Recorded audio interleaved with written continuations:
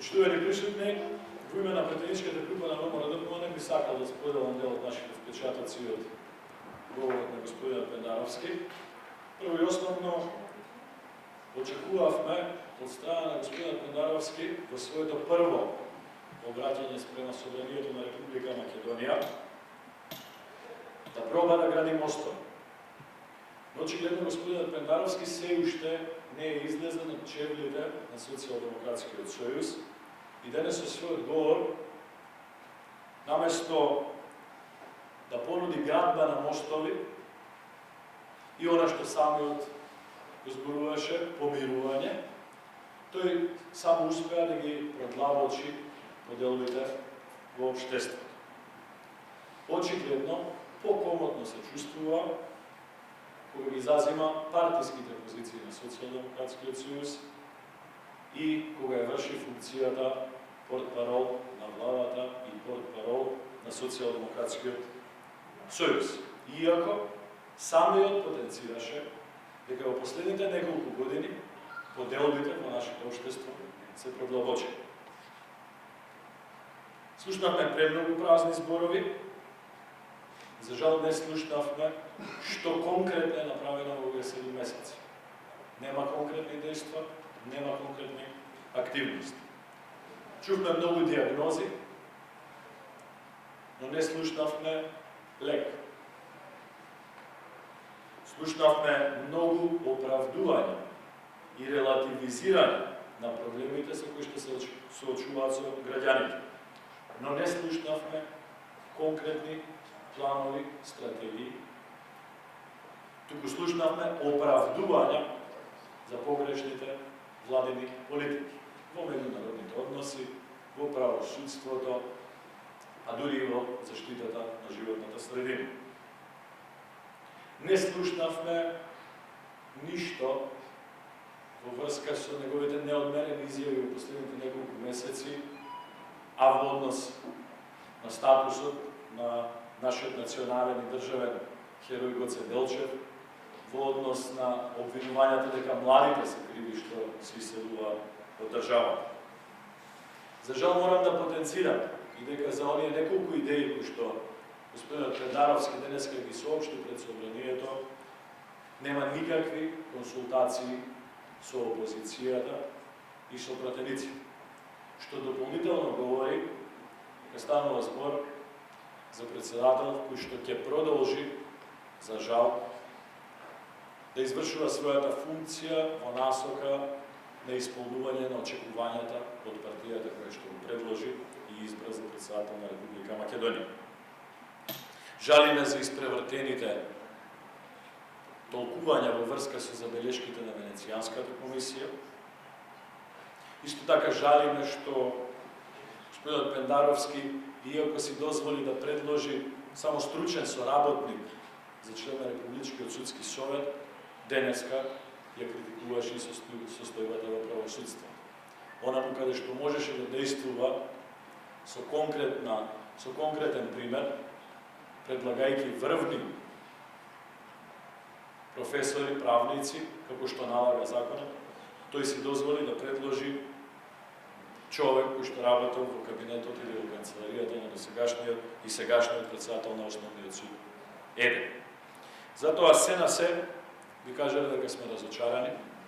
Ние присуствувавме денеска, покажавме позитивен пример, коректно се однесувавме, испочитувавме и седмицата, го испочитувавме и него, но одговорот на нашите проактивни активности во смисла на обид за воспоставување на меѓусебно разбирање, очигледно од другата страна не дадоа плод. Би му порачале дека 7 месеци вршење на функцијата председател на Република Македонија се сосема доволни да излезе од својот партиски дрес како долгогодишен препознатлив лик на Социјалдемократскиот сојуз и како носител на листа на Социјалдемократскиот сојуз на парламентарните избори. Време е да се постави како председател на сите граѓани. Тоа што нити овие 7 месеци, нити посебно денеска, успеавме да го забележиме во неговото Благодарам. Дали има дополнителни прашања? Повелете се на. Мене ми беше јасно и уште не ми е јасно што е национално помирување, ни од Ганов, ни од Заев, ни од Пендаровски. Ако може да објасните што значи национална дефиниција за помирување. Мора нив да ги прашате, заради тоа што тие... Ама не критикувате вие, затоа сакам вие да ги прашате. Ако може да одговорам на прашањата. Благодарам. Што мора нив да ги прашате. Сигурно, национално помирување не е квалификации и дисквалификации, користејќи речник на партиски портпарол.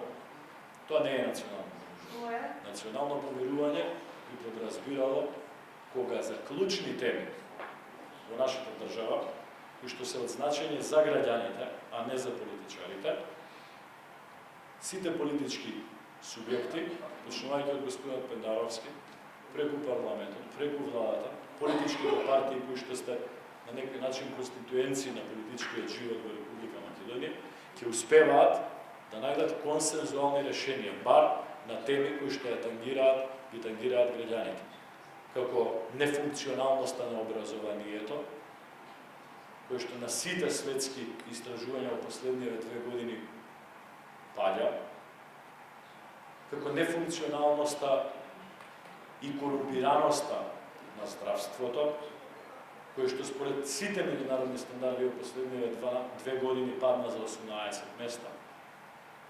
Како заштита на животната средина, за која што наместо да се изгради национална стратегија и да се превземат проактивни мерки, ова парламентарно мнозинство дозволува собранието да минат популистички и коруптивни активности.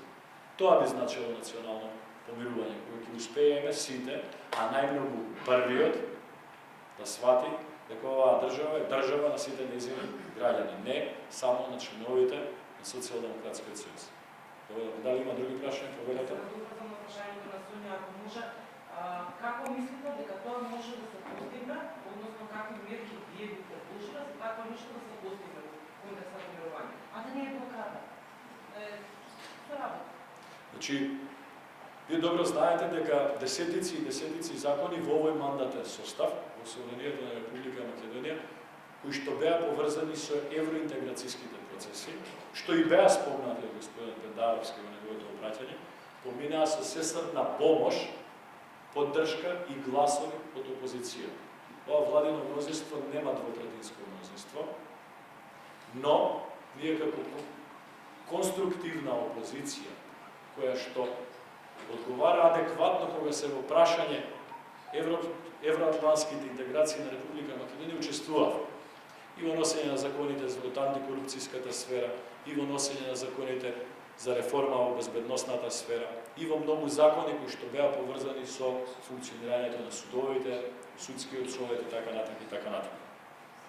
Ние подадовме рака. На крај на криштата и нашето присуство денес. Па ако сакате и нашиот коректен однос, додека траеше обраќањето на господинот Пендаровски, значеше подадена рака.